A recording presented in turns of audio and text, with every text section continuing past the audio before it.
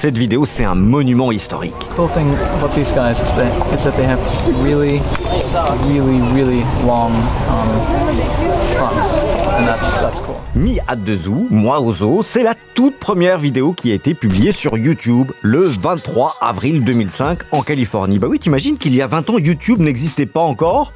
Et donc ce gars qui n'a posté qu'une seule vidéo en 20 ans, c'est Jawed Karim. C'est l'un des 3 créateurs de YouTube et cette vidéo, c'était un premier test. Mais avec Mi hâte de zoo, on entre dans une époque où tout le monde peut devenir créateur de contenu, où tout le monde peut être vu.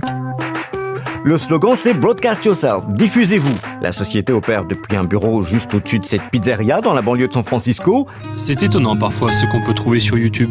À la base, les 3 concepteurs, ils voulaient créer un site de rencontre où les célibataires posteraient des vidéos de présentation. Comme ça marchait pas du tout, ils se sont dit que finalement, ils pourraient faire une plateforme où tout le monde pourrait publier ce qu'il veut. Résultat, 20 ans après, le site racheté par Google héberge plus de 5 milliards de vidéos, les 2 tiers n'ayant jamais dépassé les 100 vues. Mais chaque jour, 700 millions d'heures de nouvelles images sont uploadées et 1 milliard d'heures sont regardées tous les jours. Alors c'est clair que pour stocker tout ça, pour gérer le trafic, il faut énormément d'électricité. On dit que les data centers, ça utilise 2 à 3% de l'électricité produite dans le monde.